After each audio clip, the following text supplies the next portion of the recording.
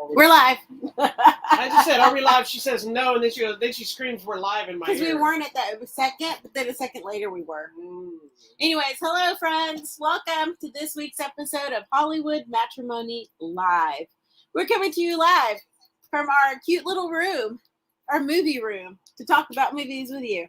All right, we are live on Facebook and YouTube. Thank you so much for watching this.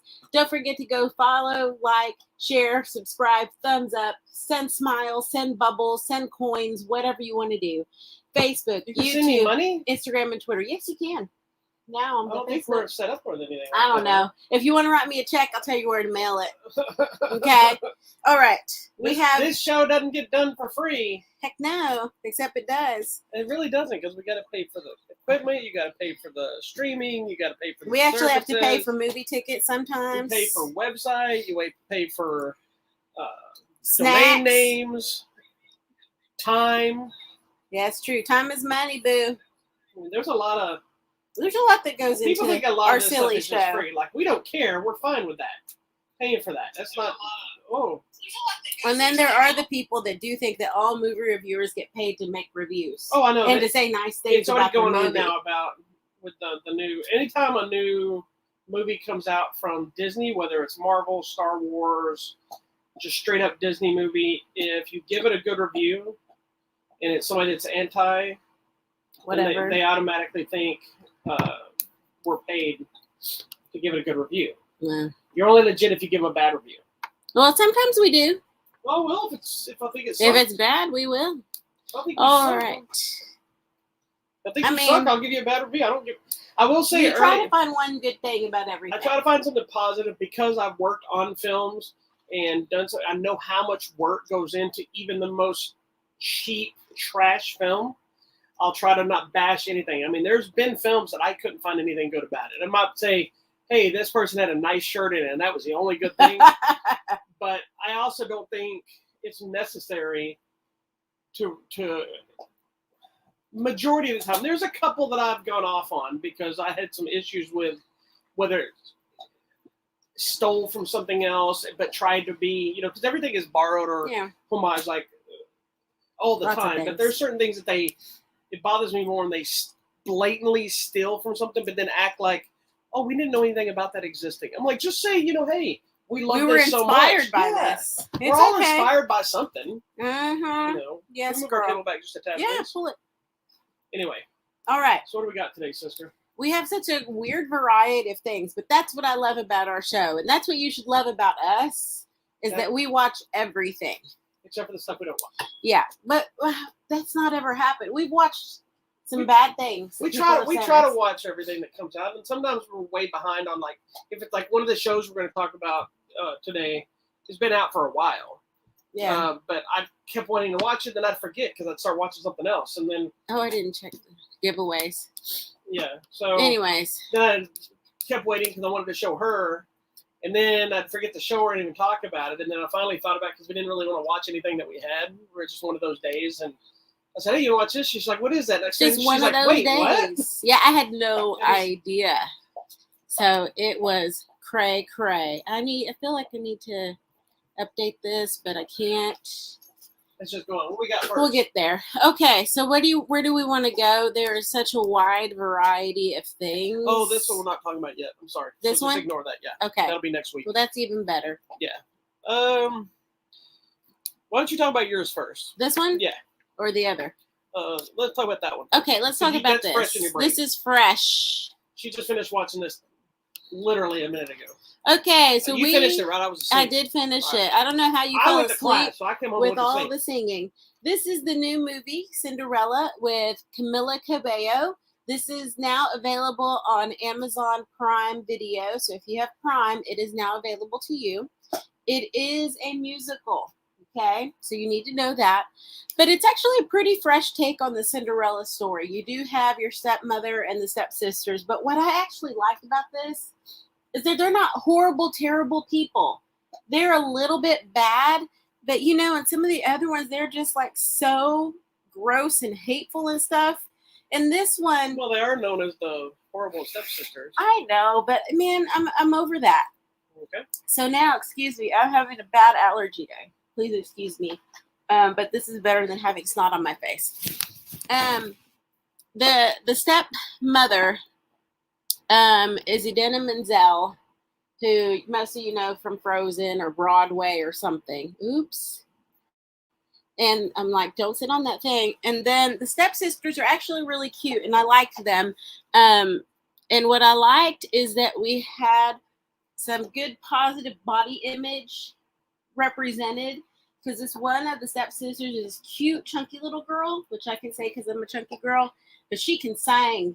And what I loved is she has such a nice, deep sound to her voice. And then the other stepsister has this really high voice. So they do some work in like trio voices, and it's so good. So good. Then you'll see in their poster, our fabulous godmother is Billy Porter, who sings really well as well. And then Camila Cabello, obviously. And then our Prince Charming is Nicholas Galitzine, who I know from the movie, now I forgot, I think High Strung, where he's like this. Gallop? No, where he falls in love with this ballet dancer, and he's like this street musician, and they come together. Yeah, High Strung. So that's where I know him from. He's been doing a lot of musical type work, and I just think he's a cute little kid. So there you go. He's probably in his 20s or something. Yeah, well, that's why I said he's a little kid. He's not a kid. The best thing about this is Pierce Brosnan's there, so I'm happy no matter what. Minnie Driver. I mean, it's a great cast. I just was reminded the other day about Pierce Brosnan that he's playing Dr. Fate in Shazam. Black Adam. I'm like, oh wow. Somebody did like an artwork thing of him, and it's totally not related, but he's gonna.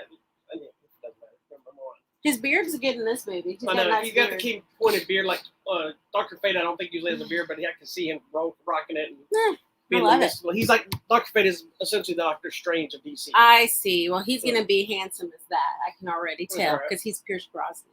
Anyways, this movie is actually a lot of fun. I wasn't really super into it, but I know we needed to watch it for the show. But I really enjoyed it, you guys. It has such a wide variety of music from 80s and 90s and modern stuff. And there's like some J-Lo, there's Madonna, there's Janet Jackson. I mean, they're all in this movie? Yes, there's some Queen. There's like a variety of music, I think, for everybody's musical styles, but they actually work for the movie, and the lyrics are very powerful in the movie. I thought it was really cute. The costumes obviously are very nice, because the whole point of this Cinderella is she makes her own dress design. So she's not looking for a Prince Charming. She's looking for the opportunity to sell dresses to high society. So that's why she goes to the ball. What is the deal with all these films trying to making everything take place in fashion? I don't know, girl. You know what I mean? I mean, I get it. High fashion. I know fashion's always been controversial of people fighting and stealing, and even that spinoff show Grownish that I watched that spins off from the other one. Yes, it's a lot of fashion stuff because she's going to college and wants to be in fashion. So there's always just a whole story about somebody stealing one of her designs but her not wanting to call her out because it was a black woman who had found success, because she's like, she stole it, but she also doesn't want to hinder a black woman's success because we know how hard it is for them to succeed in the first place. But she also stole from her. I'd be calling her out. Anyways, I thought this was the cute little movie. I think you'll like it. If you're a fan of Camilla from her music, or if you're a fan of any of these people. Where can we see this movie? It's available now on Amazon Prime Video. Are we sure? Yes. Okay, you didn't seem very confident in that. I am very confident. I said that earlier. I apologize if I wasn't. Did it just start this weekend, or has it been up for a while? I think it was up this weekend. Cool. So they're really pushing it, and when you log in, it's like the first thing you see on Amazon. So gotcha. Check it out. It's really cute. I really liked it. I enjoyed it. All right. I shed a little tear. I didn't watch it, so I don't know. Check it out. It's good. Next, where do we want to go? You mean talk about that one? Which one? Mine. This? Yeah, mine. Yeah. Because we'll save this other one for last. Okay.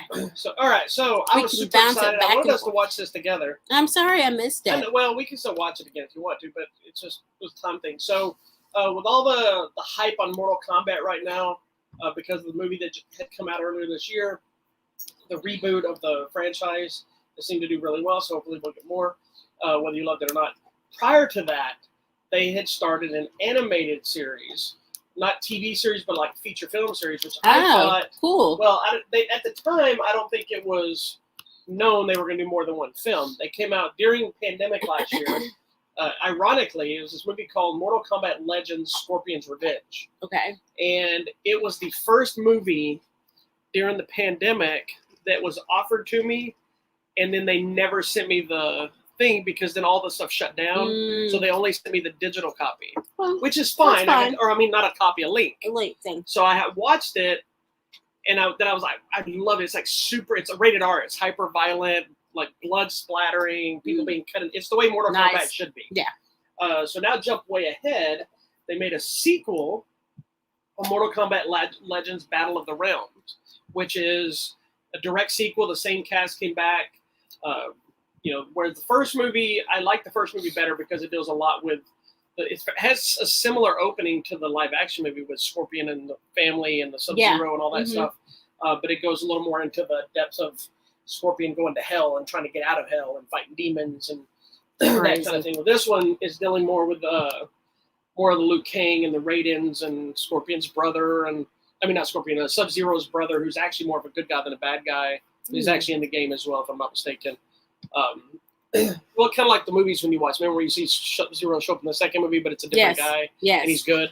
Yes, that's kind of what they did. So it's continuation of that. More of the hyper violence. I don't think this one didn't seem as violent as the first one, like bloody wise. But maybe it's because the other one was so violent that I didn't expect that I just expected this one now. But it's really good. It's same kind of animation. It's more of the 2D style animation that I really like. But if you like the first one, you'll really dig this one.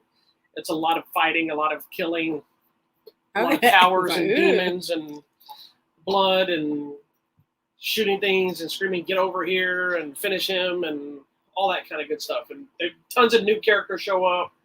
This one seems like they took it into more of like a bigger epic style because it deals with a lot more supernatural stuff and bigger stuff, whereas the first one is more about Scorpion getting out of hell, but then all them battling in the actual Mortal Kombat tournament. And this one's not so much the tournament. It is the tournament, but it's not the real tournament because the tournament only happens like every 100 years or something. So this one's a different reason. I found out in that movie. Yeah, this is a different reason, like all the gods are fighting and stuff like that. So that's also why the first movie, the Mortal Kombat movie that came out, and they don't actually have the Mortal Kombat tournament. Yes. Because if they do the tournament, what are you going to do with the second one? So that movie kind of set everything up to then be able to lead into the 100-year tournament or whatever. But anyway. Gotcha. But this one's, if you like the first one, or if you haven't seen the first one, you should check it out. They're really fun. They're violent, excitement, a lot of the same crap. I'm hoping this is just the beginning of more. But this one, but this one does a good job that if this is the last one, they just do the two. They work together kind of as one long story. But if they don't, if they keep it going, I'm all for it. So it is available now on the Blu-ray, DVD. Okay.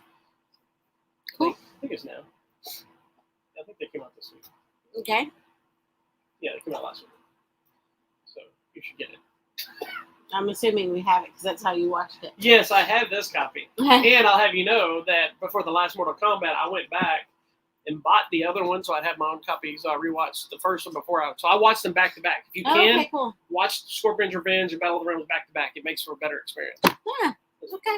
It's the same voice cast and everything. Oh, I like when they do that. That's helpful. All right. Where do we want to go? Is Johnny Cage in this one, and who's it? Jennifer Carpenter, I think, is Sonya Blade, I believe, which is Dexter's sister. Yeah. I think that's who it is. Anyway, Dexter's sister. Yeah. Okay, if you watch the show. Well, Dexter's coming back. I can't wait. No, there's no hope it is. I know, but they've been saying that for like a year. Well, they've been showing trailers for it already. It's coming out this year. Okay, I'm ready. All right, I'm moving on to a different. I'm going completely different. I'm going to talk about the show. Oh, is this another yours? Okay. Yeah. So, this is. I thought we talked about this show already. I don't think we have. I've been talking to you about it. I know, but I swear this image looks familiar. I swear you talked about this already. I don't think I have. So, this is the show, The White Lotus. It's available now on HBO. It's an HBO original short limited series. So, it's a 6-episode series. And it's just following the lives of these people who come to Hawaii to the White Lotus Resort. and craziness ensues, my friends. But you know what? As I started watching, and I was telling you this like yesterday or the day before, it's a bunch of like crazy, but I feel like real life things that could actually happen. Like, you know, this newlywed couple, they're fighting because she realizes, like, why did I even marry this dude? I think that every day. And then you have an older couple who have lost the spark in their marriage, but something happens that brings them close together, so they kind of rekindle the romance. Then you have Stifler's mom who's there, and she's just in like a state of depression and is trying to find happiness and love, but is it sad how old we are now that is kind of a dated reference? Oh my gosh, what is her real name? I apologize then. No, I know, but I mean, like, just the amount of people that may Jennifer not know Coolidge. Yeah, people that may not know what you're talking about. But that's just funny. You know, she's just trying to find happiness and is figuring out that she just always tries to buy it with money. And that's what I do. And then there was these crazy girls who are just there to kind of do drugs and party, and then just craziness ensues, my friends. How many times craziness ensued in the show? A lot, because every single person, something crazy happens to every single person. Craziness ensued like 14 times. I'm just telling you. It's got a great cast, though. I mean, your Alexandra Daddario's there. Connie, you give her to me like she's my property. Connie Britton, Steve Zahn, these cool kids. Is that what you were watching when I was? Yes. When I was trying to stretch. Yes. You were watching some kind of filth. Yes, it wasn't filth. They were naked people in bed. Just please know there is drug use and heavy drinking. If that bothers you, nudity? There is nudity, so that'll make you happy because it's Alexandra Daddario. Is she naked in it? A little bit. Well, she's naked in a lot of stuff. She is. I don't believe in nudity. Not even my own. I just think it's funny because I shower in a suit. It's how all their lives intersect when you're in a little resort. And how your lives intersect with stuff.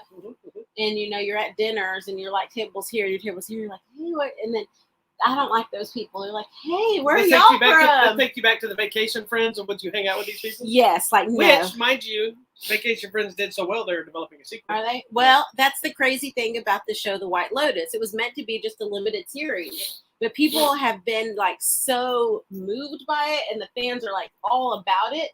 They've decided to start a second series. Is this an HBO show? It's HBO. This has been happening more than you think. That show, Your Honor, that I watched, that I told you was really good. It's like a one-off show. Yeah.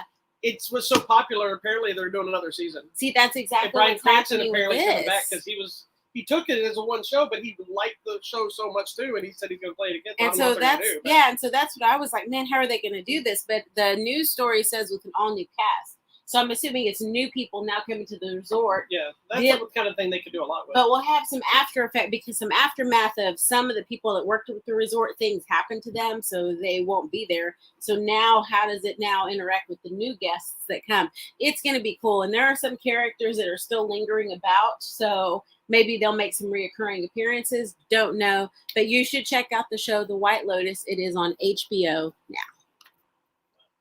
I just realized you went and put on like this nice kind of fancy shirt. Yeah, I got dressed. And I'm dressed in my hobo outfit.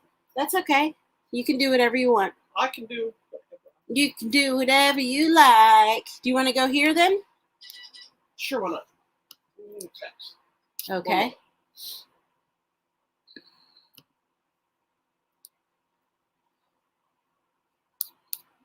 So a while back, and I've known about the story to what we're going to talk about next for a long time. See, I didn't know the depth of anything about this. When I say I know the story, I knew the depth of it. I was shocked. I knew of it, but not the depth of how big it was. Absolutely So Tom Arnold had come on Howard Stern a while back, promoting his new documentary series that he's produced and was kind of part of called The Queen of Meth. At first, you don't think much about it. You think, okay, a celebrity's producing a documentary. Yeah. And he's actively in this documentary because the Queen of Meth is his real life sister, which I knew about her being a drug dealer from him being on the show, just talking about you guys the past, things like this. So they did I think it's a 3-part documentary series on Discovery Plus. So it is a paid service. Yeah, it's called Discovery Plus, but it's called Queen of Meth, and it takes you through. It's almost a documentary initially about both her and Tom Arnold's childhood. Yeah. Leading into it, and it even tells you a little bit about how Tom Arnold's career, his marriage to Roseanne, kind of how he got to where he's at. But then it really doesn't follow him; it follows her into all the trials, tribulations, and abuse, and all the things that she went through in their family, leading into her getting into the meth business, building an empire, and then losing it all. So it's like crazy. And when they say Queen of Meth, that is not just a title for the movie.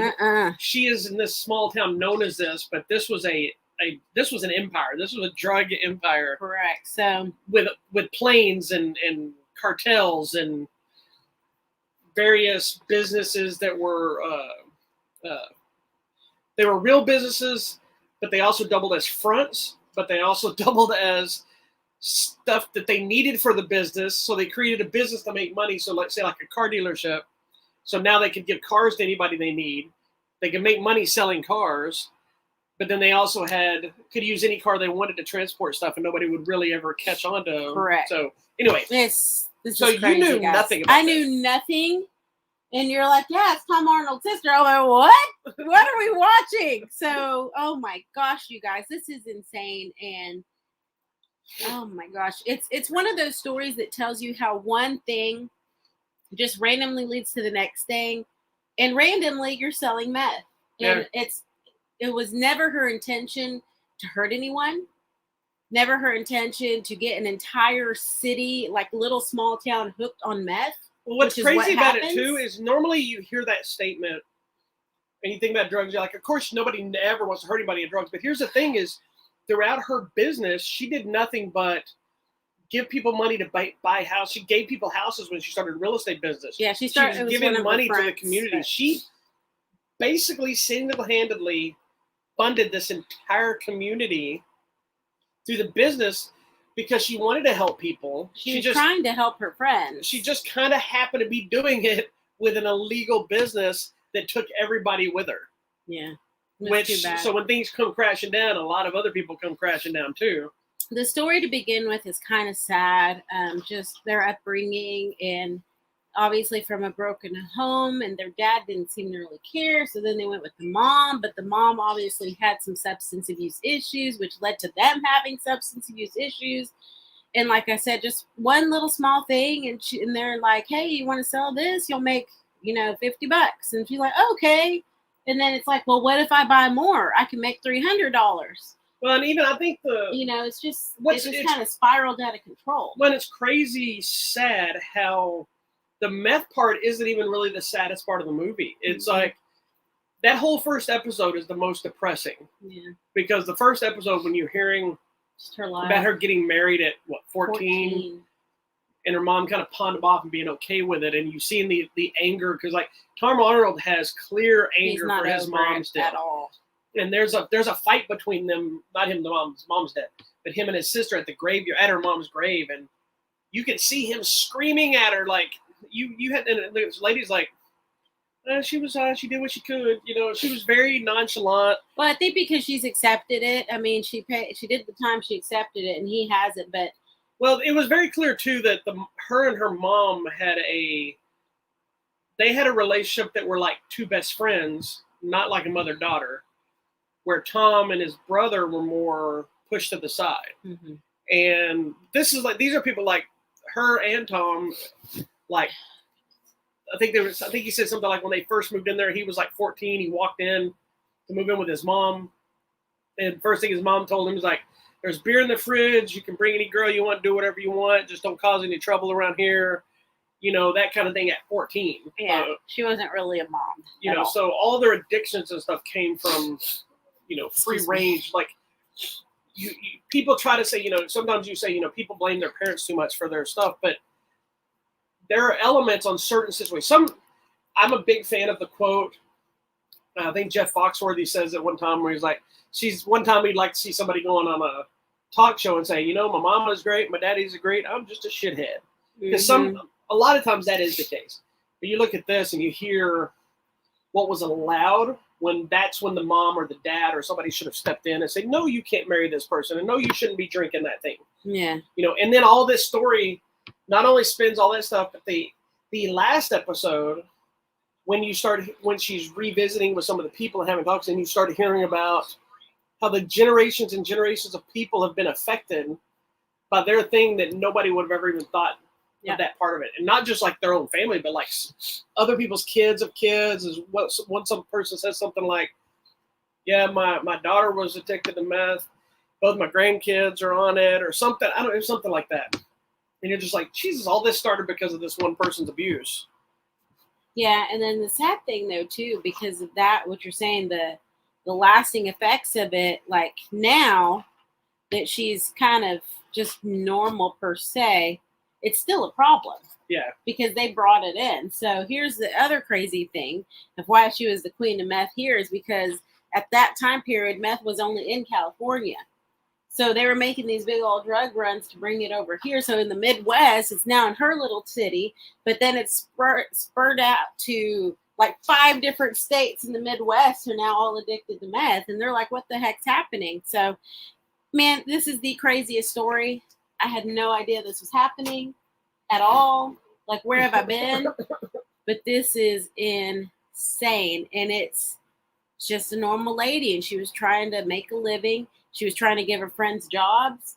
She's like, you know what? I'm going to open a bar so I can employ some people in the city. And, and then she had the real estate business. I'm going to get into real estate and I'm going to help my friends be able to buy a house. Yeah, it was giving all her friends houses. She's like, I'm going to help my friends be able to buy cars. So she had a car lot. And then she's like, my husband likes horses. I'm going to buy him a horse racing car. Like, she was just trying to do normal stuff, but it was all drug money. Once she started making money, she wanted other people to make money too. But it was all a mess. It just wasn't it's all a mess, way. y'all. Anyways, this is the craziest story you've ever seen. It's available on Discovery Plus. Yes, I know we told you a lot. It might have seemed like spoilers, but there's so much more there. There's so much. To watch, don't worry. You should definitely check it out. You got to see how it all ends, too. That's the crazy part. That is the crazy part. Okay. What else we got? This one? All right. And that one. Okay. I'm so happy about this. Okay, so there's a series of movies, and I haven't posted my review of this yet.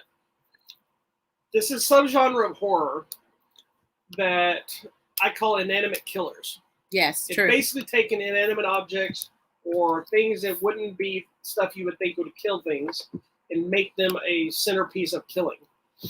Things like the movie Rubber that we both love. Rubber. Deathbed, I don't know why I love Rubber. Deathbed, the bed that eats. I love Deathbed, and it doesn't make any sense except to me. It's a horrible, horrible movie, but it is so brilliant. And the only reason that movie's got the release it's got and as popular it is because of Patton Oswalt found it and did an entire stand-up spiel on it. Oh, really? Yeah. I don't think I've ever seen it. That's why it got popular. He was telling this whole story. There's this movie about a bed that actually kills people. And he tells it, and I remember seeing it. I'm like, what? And I went and found. I'm gonna have to go find it. The reason we haven't you've seen it is because I researched when we had our other website, found the company that was the distribution for the Blu-rays and the DVDs at the time. Wow. Reached out to them for screeners. They started sending me stuff. Sent me Deathbed. So we watched it. I did reviews, and other people. Not that I was the first one, but other people were doing. Then it got popular enough that they did a Blu-ray release. So then they sent me that one too. Nice. And so then it found a new life. Also, there was a movie recently called, what was that one with the chair? Maybe it was like a recliner or sofa. Maybe it was sofa. It wasn't one of the good ones. Anyway, there's that kind of stuff. Then you spin off into stuff like Death Spa. And so anytime you take something like that, it's just crazy. I love those kind of things. Killer Sofa. I like those kind of, they're just potential to be ridiculous. They're either really bad or they're really awesome. So our latest one, trying to find its own place in that realm, is a movie called SLAXX. I almost passed on this because when I looked at the image and stuff, I'm like, look, it was probably but that trailer. Hold on, but this is before I saw the trailer. I was like, this is probably a fashion thing, and I was swamped with stuff at the time. And I get so many kind of independent, low budget film things that I pass on because I'm like, I don't have time, and I feel bad having them send me something that I know I'm not gonna have time to watch. So it sat in my email, the original trailer release. It probably sat in my email for 3 weeks. Oh my gosh, and I was cleaning stuff out, and I finally was like, well, what is this? And I read it, and I'm like, this sounds ridiculous. Because when you read the synopsis, it doesn't sound as entertaining. Yeah, let me tell you. You know, well, man, and at first glance. No. And then, so I finally went back and said, let me watch the trailer. You know, because like it's dumb. What to say? When a possessed pair of jeans begins to kill the staff in a trendy clothing store, it's up to Lib to stop the bloody rampage. So as you now know, this is about a killer pair of pants. And so I posted the trailer. I was like, if nothing else, I'll throw the fun trailer. It'll be fun. Or it could be a horrible independent trailer. I'll throw it on our YouTube channel. I'll move on from it and not watch it. I watched the trailer and I'm like, dear God, I've got to show my wife. So I showed her the trailer and said, I was like, oh my gosh. She's like, what is this? And she's all irritated because she does this sometimes. She gets irritated with me about showing her things. She goes, dear, I'm doing something. This is her normal go-to. She's sleepy, she's doing something else, she just doesn't want to have anything to do with me.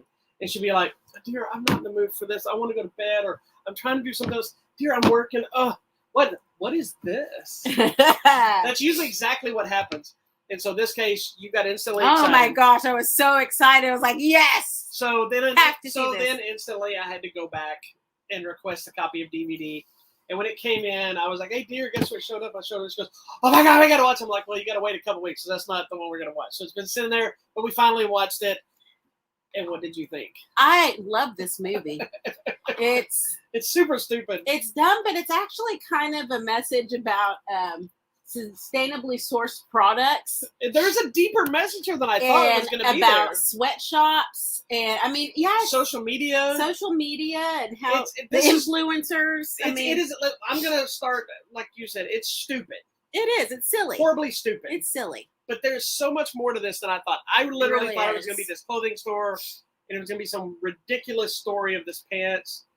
Random killing people, especially because there's a scene where you see the pants kind of dancing by themselves. Love it. But it's so ridiculous. Sense. It's kind of a horror comedy. Mm-hmm. It's dark. It's got a lot of blood. Comedy. Yes, but I enjoy. But the elements of the sweatshop connection, it has all the tropes of a normal horror slasher idea, like the story of why Candyman is Candyman, why is Freddy Krueger Freddy Krueger. This has a story of why do these pants do what they do. Mm-hmm. And I thought it was going to be some like government funded technology pants, because they're called the super shapers. And supposedly when you put them on, they shape to any size. Yes. Perfectly. Well, you know, that's so I immediately thought it was going to be like some kind of technology. Oh my goodness, are you okay? I don't know what she's choking on. She just swallowed that thing in. I guess. I thought it was going to be like technology gone wrong. So not what it is, which made me happy. I don't know. She's got hiccups or burps. I'm so sorry. Anyhow, yeah, so it was actually a lot of fun. There is a lot of blood, so if you're not into that, I mean, what's wrong with you? But it could be bothersome. But I just thought it was funny. I think also, too, playing up on the whole fashion industry that you need to have this latest thing to look good. Like you need these special pants or you need this special shaper thing, you know, because that's, as a woman, when you start scrolling through things, it shows you one thing. And then if you click on it, then suddenly your full feed is full of like, you need the shaper, you need the special bra, you need the special pants. And so just playing up on all that. And I like that we have a little bit of a social media angle with the, there's this fashion influencer person, which is ridiculous. But then it does take us back to just the base of humanity of wanting to get ahead. And I want to be, I'm a store manager. I'm going to be regional manager. I'm going to be district. You know, it goes back to the horrendous human nature. Yes, it's about human nature and what happens, and ignoring one problem because something's more important to you than something else. I mean, and that was insane to me. And I was like, "What is going on? That's not normal behavior." Well, hello there. So, welcome to the show, Sabine. So I just thought it was a lot of fun. It is silly. It's fun though, and oh my goodness. Okay, just go ahead and make your way up here. Just sit. Here you go. She's like, I want to be a star. You're a star, Sabine. You're a star. Anyway, SLAXX. It is a fun movie. At some point, you have to suspend belief. Anytime you watch a movie, when you read a synopsis, if you're going to dive in, especially inanimate object killing things, you have to go in with knowing what you're going to get, and then hope that it works, or accept that it doesn't. Yeah. So if you go into that gray area, you're either going to love it or you're going to hate it. Yeah. It's really, I love it. In any of these movies, with Deathbed, with this, with Rubber, you don't. Oh, okay. It was fine. You either like it or you don't. Yeah. That's pretty much all there is to it. I hope you enjoy it, though. I do. I hope you're into that kind of stuff because sometimes it's just fun. It is. It's ridiculous. There's not a lot of really good graphic kills. It's a lot of cuts and there's a lot of blood, but that's probably a lot of budget stuff. So I applaud them because they did some creativity. They did a lot with it. And I will also love the fact that in the credits they show how they did some of the green screen stuff. It was so and good. Some bloopers and stuff like that. So and it's not how I thought they were doing it. I thought that they all had CGI. some people. Yeah. With green. My favorite part of this movie, and you may consider a spoiler. No, she's trying to get to the checks. I know. Is the pants actually get onto a mannequin, and it starts walking the mannequin around the store. But it's not even a mannequin with like a face. It's just one of those solid white ones. And I like that it's one of the mannequins with the arms that are stuck. So it's so it's just like walking around. But it's not walking. It's not walking like it suddenly can bend its knees stuff. It's just wobbling. Yeah, it's so. And so when it hears stuff, it like turns. Yeah, it's funny. It's a lot of fun. It's an entertaining movie. So thank you for whoever made this movie, SLAXX, because it is a lot of it'll be available on DVD, I think, Blu-ray as well this Tuesday. I like too that we have an ethnically diverse cast, and that we're dealing with a lot of. Well, the one girl's from Handmaid's Tale. Which one? The Indian girl. Oh yeah. I think she was on that show. Oh okay. But I just like that too, and that we have. I say Indian. I don't know if she's actually Pakistani or Indian. I don't know what she is, but she's pretty. But I liked it. It was so good, you guys. It really is. I don't want to tell you. We can't tell you too much. Yeah, you just need to just need to see it. And if you're like, it's just a ridiculous good time. Just make some popcorn and have fun. Okay. Exactly. Movie SLAXX. Check it. Check it. So the last movie, we have one more, right? Yes, we got one more. The last movie is the #1 movie in the country.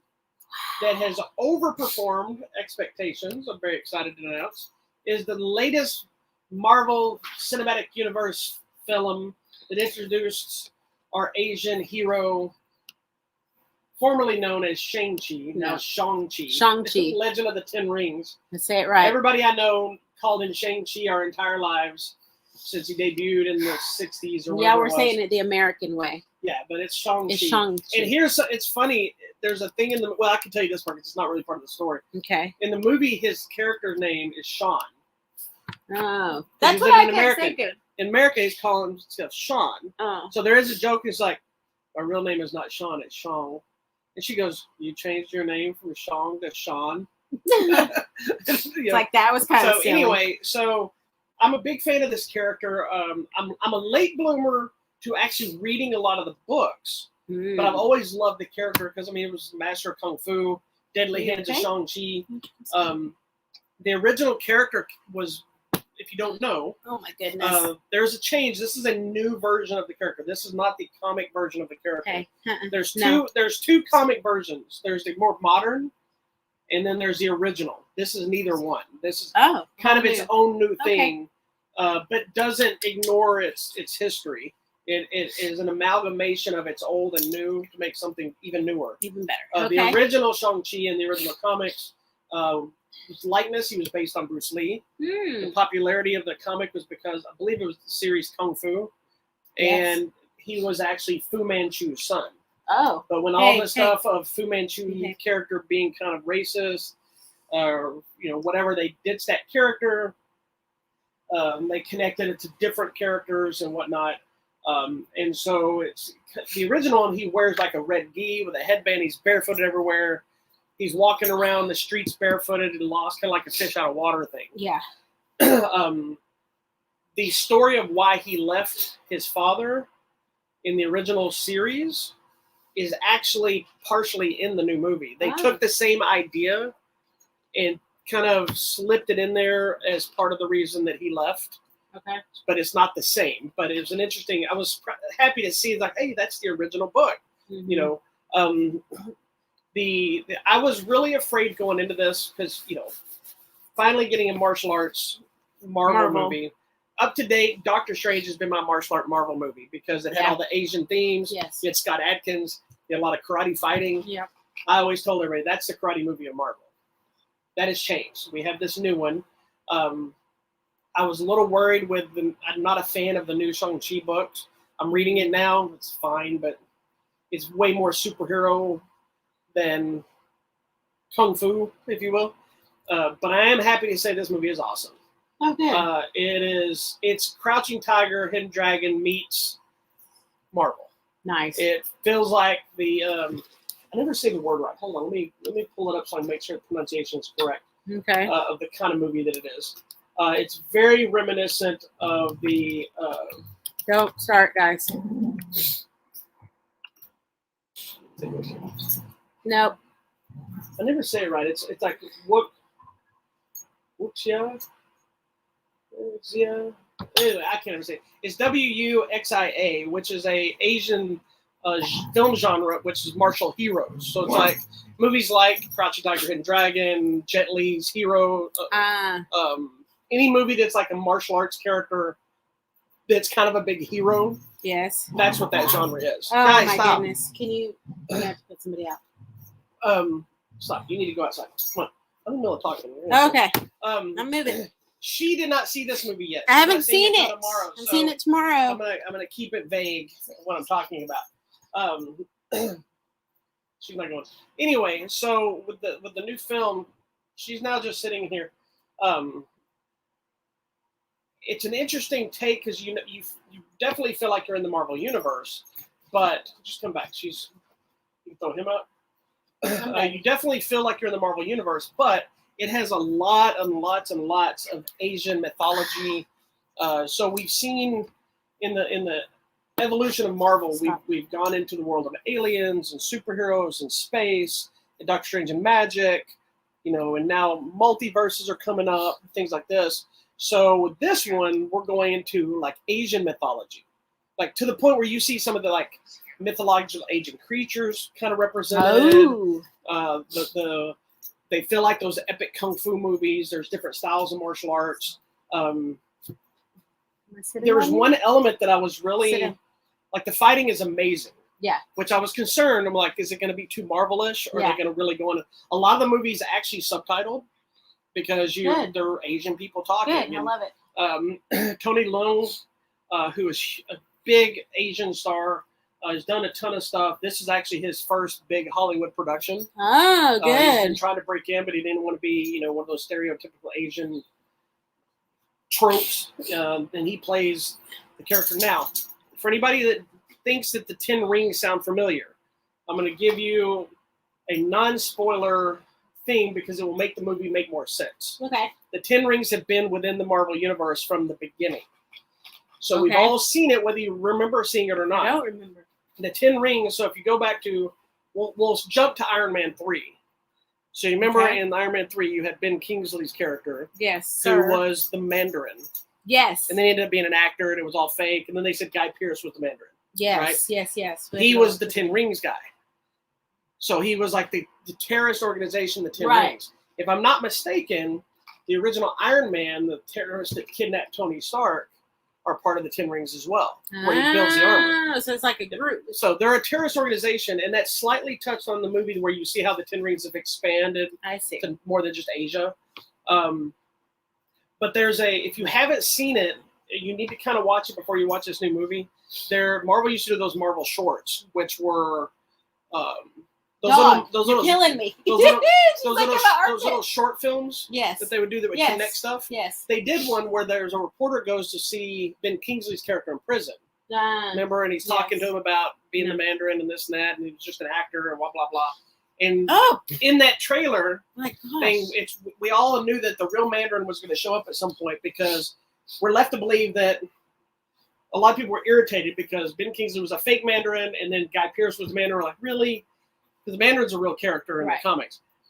The guy in prison shows up and says, the real Mandarin wants to see you. And then it's been left ever since. Right. So now that connection is part of this movie and the 10 Rings and all that kind of stuff. So that comes calm the heck down. All that stuff that was built up in Iron Man 3, loosely shown here, is all coming together into this movie. You're going to be amazed when you see of all the beautiful landscapes. I love Asian cinema. There's stuff that there's lots and lots of Asian visuals and stuff you'll see anyway from like the forests, the way they use them, some of the flying stuff. So that you'll see a lot of this is a full-on guys. martial arts epic that just happens to be in a Marvel universe that gets I'm into some of the excited. superhero. I'm already excited. So I love that. I don't want to go too much into it, but I'm also very excited the fact that most everybody did their own fighting. Everybody that gets in there, Michelle Yeoh, who is in the trailer, you see her doing Tai Chi in the trailer. Stop, guys. You see her doing Tai Chi in the trailer. She gets a lot more to do than I expected. I thought it was perfect. I was worried it was going to be kind of a here she is, but she gets to get on the action. I love her. I read an article recently that said the bus fight that you see in the trailer, that was like a really. It sent a lot of the actors and people to the hospital because they were fighting in a tight space and they were doing all the fights themselves. And if you go look at Simu Liu's, who plays Shang-Chi, his Instagram, there's a lot of videos of him actually fight training. Nice. It's really well done. But all the fights, and then there's a scaffolding fight that you see in the trailer as well. And I'm watching, I'm like, this is very Jackie Chan-like, and I'm watching their flipping. Team there? Well, no, but I don't know if you remember or not. I posted about a guy that passed away, Brad Allen, not long ago. Yeah. He was like this white martial arts guy who was one of the only Americans I think that was ever in the Jackie Chan stunt team. He did the fighting for this movie before he passed away. So it made total sense. Stop. Once I see that, because there's hints of Suhark film stuff. There's, like I said, Crouching Tiger and Dragon. There's Jackie Chan. There's a little bit of all these different elements, different styles. You see Tai Chi. You see Shaolin boxing types. You see Wushu. You see all kinds of stuff. It's like it's. This might be up there. Vader, stop. This might be the movie that finally knocks Winter Soldier down from my top. Okay, good. So once it's going to depend on how I feel seeing it the second time. Okay. Because there was a couple of slow moments. There's a moment at the beginning that felt super cheese. Yeah. But then kind of comes full circle with the rest of the story. Okay. Because it didn't feel like it fit the rest of the Marvel universe and what we were doing. Mm-hmm. If it had just been a straight martial arts flick, then it would have been fine. But one of those movies. But I was like, because it's to the point without telling you what's happened. It's one of those, how like the Asian films like to do a thing where like two people are fighting or they're flying or whatever they're doing, and it cuts to their face looking at each other in the wind. Yes. It's one of those scenes, and I'm just like, really? Can you hold this one? But then it kind of comes full circle, and you're like, it's actually him. I see what they're doing. And so once I see it again tomorrow, and we're going to discuss it. We'll discuss it briefly again next week so you can give your thoughts. Yes, I'm excited for it. But it's really good. I really, really dug it, and I'm glad to see that it's getting a lot of praise. It also made, I think, like $70 or $80 million this weekend. Wow. Which is really good. It's like it's a top Labor Day, I think, top Labor Day weekend. It knocked the Rob Zombie's Halloween from 2007 or whatever. Wow, that's pretty good. And I don't think it has a lot of competition outside of Dune coming up for the rest of the weekend. It also did not open on Disney Plus, so it was it caused controversy. I don't know if you saw that, but like Disney and them called this an experiment, which the actor Simu Liu got pissed. Oh. Because he goes, we are not an accident. Yeah. Talking about the whole age thing. Yes. Kevin Feige came out, wasn't happy about it either, but he kind of, for me, goes, I think what they're really referring to is Stop. Not the accident, but the experiment. Better go. We're not an experiment. You need to go. The experiment was You're the problem. Trying to release it without the simultaneous Disney Plus like they've done everything else. This is the first movie that didn't get the Disney Plus treatment at the same time. Wow. So successfully worked. Probably going to make it because they haven't made a decision on Eternals yet. So anyway, it's really good. There are 2 credit sequences, one mid-credits, one at the end. I think they should have been reversed with what they did. But anyway. Can you please put It's Vader. He's the one being in pain. But anyway, go check out Shang-Chi and Legend of the Ten Rings, and it's in theaters now. So now I'll let you take over what you're taking so I can get rid of it. Oh my gosh. I've got him. You grab her. Or take him. It doesn't matter. Take somebody. Y'all cannot be together. Y'all are bad kids. Sorry. That's very disruptive. It is. Okay. Next, we are going to... We're going to talk about contests? That's next? I'm not ready for that, but you can. Oh, did you not put those up? I didn't update, so I wanted you to talk about videos. Coming out this week. Yes, please. It's not a ton of stuff. Being a holiday, it usually doesn't put out a ton of stuff on the holiday weeks. But we do have... a movie called The Gateway, we'll talk about next week with Frank Grillo and Olivia Munn. Oh, I love him. A movie called Great White, which is a shark movie. Nice. There's some re-releases of, like, 4K releases of The Thing, the original one, I believe, not the sequel / remake. There's a Vincent Price Edgar Allan Poe movie, The Tomb of Ligeia, I guess it is getting the Blu-ray treatment. I'm excited. I'll watch whatever Scream it 2 is. and 3 are getting a new Blu-ray release. Justice League, the Zack Snyder cut, is getting a 4K Blu-ray home release. And that's pretty much it outside of...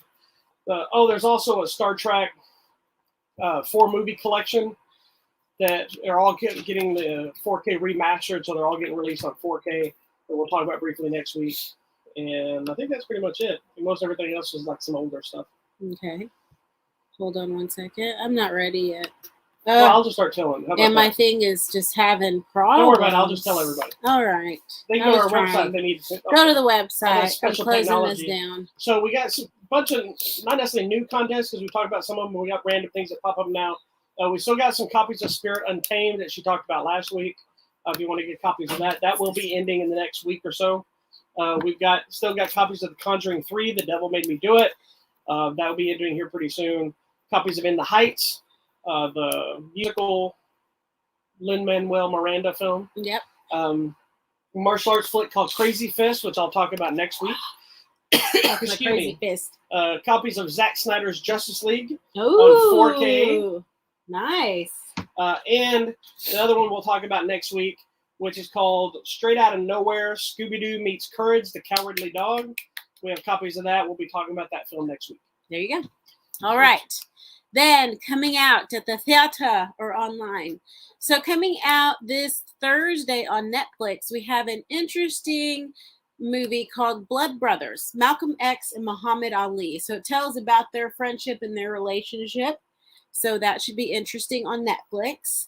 Coming to Discovery Plus, I want to watch this, but I think I'm just going to cry and be angry through the whole thing. It's a documentary, No Responders Left Behind, and it's been shot over the past 5 years, and it's following Jon Stewart, who you guys know from TV, but also John Field and Ray Pfeiffer, who are 911 responders. And not Mekhi Pfeiffer? Not Mekhi Pfeiffer.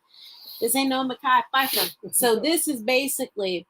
For the past 5 years, they have been fighting with the government to provide health benefits to 911 responders, volunteers, all these people who have been sick. Jon Stewart has been up in front of Congress and everybody. Yeah, so it follows through all this. And I mean, there's some emotional moments just in the trailer with them crying. And he's interviewing these survivors. And he's like, man, I have to take 6 pills for my PTSD. Yeah. I have to take this thing for my whatever. He's like, and like every single thing's $100 each. And I need, it's just, it's like so upsetting, the whole healthcare system. Anyway, that's what it's about on Discovery Plus. Then coming out Friday. Friday. There's some decent stuff this week. Guys, I am worried about this because I know we're going to go watch it and I'm scared. The new movie, Malignant. It's the one about the lady who can sees murders right when they're happening, but it all has to deal with malignant spirit that's following her. I love you.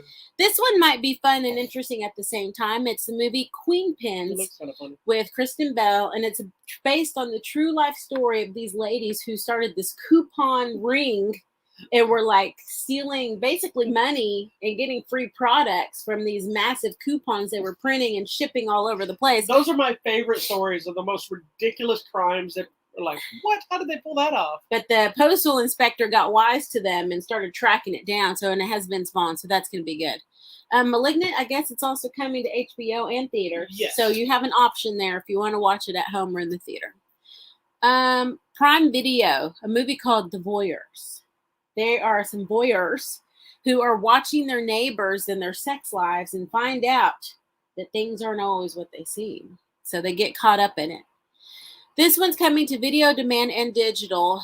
It's Catch the Bullet, and it's a Western, and it has Peter Facinelli. So I'm in already. But it's about this guy who's trying to track down this outlaw, but he kidnaps his kid. I don't even know what's happening. It's a Western with Peter Facinelli. What more do you need? Just watch it.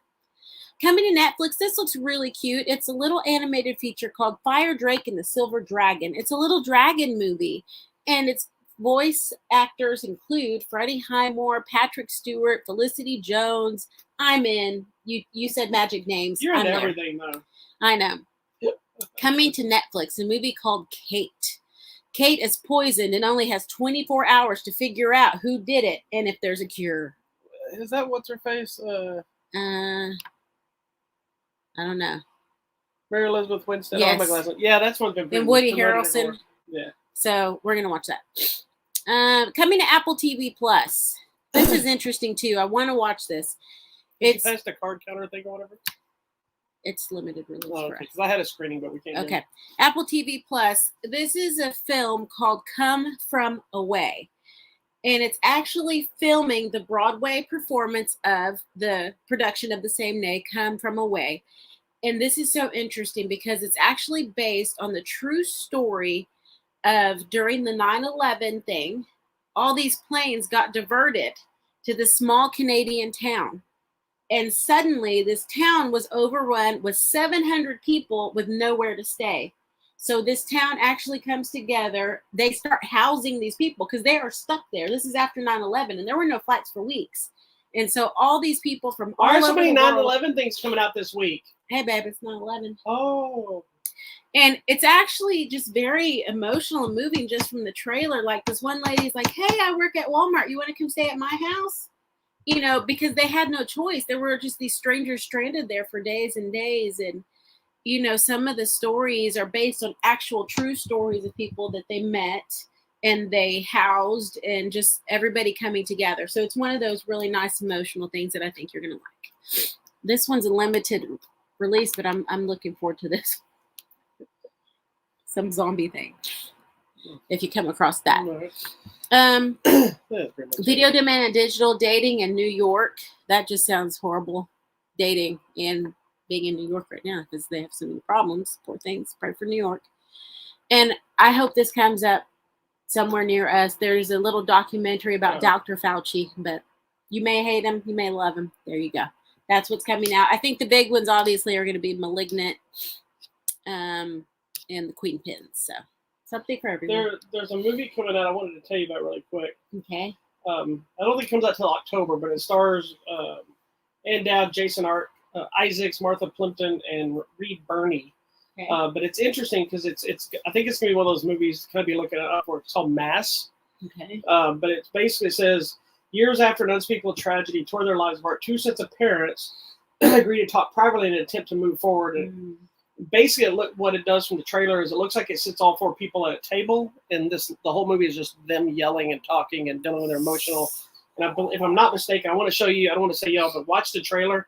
I want to show you the trailer because you're gonna be like, oh my god. Because this is what would happen in real when life. I watch the trailer, it's one of those that's like, oh, this movie's going to be intense. I think it's going to be one of those that's like kind of one of those like textbooks of acting kind of things. But just I like deep already. It's an interesting cast, but anyway, it was just I like weird things like that. They're different. Yeah. So good. All right. Also, check out. We just finished watching it today too. Check out at least the first season, if that's what they're calling it, of Doug. On Disney Plus. It's Doug Short. I don't remember the name of the show. It's just Doug or something, but it's the dog from Up, and it's his little adventures, and each episode's like 8 to 11 minutes. It's such a fun little Oh thing. my gosh, I was crying. She was blubbering on some of it. It's called Doug Days. Doug Days, that's right. Doug Days. It's a and limited just little series adventures of him in his backyard. And oh my gosh, I was crying, guys. They're funny, and it's if you're a dog person and you have a dog, you relate because it does everything that we deal with our dogs, and it makes you laugh. But then there's the emotional side of it. Oh, and that little old man. Oh, and it is sadder because what's his name passed away, and that was probably some of his last work. So sad. Anyways, watch Doug Days on Disney Plus. All right, that's it for today. We will see you next week for an all-new episode of Hollywood Matrimony Live, where we will talk about nonsense and fight with our dog for food. And I might be in traction, so we'll see what happens. We'll see what happens. 9/11 is a big day for us as well. It is. So, peace be with you, friends.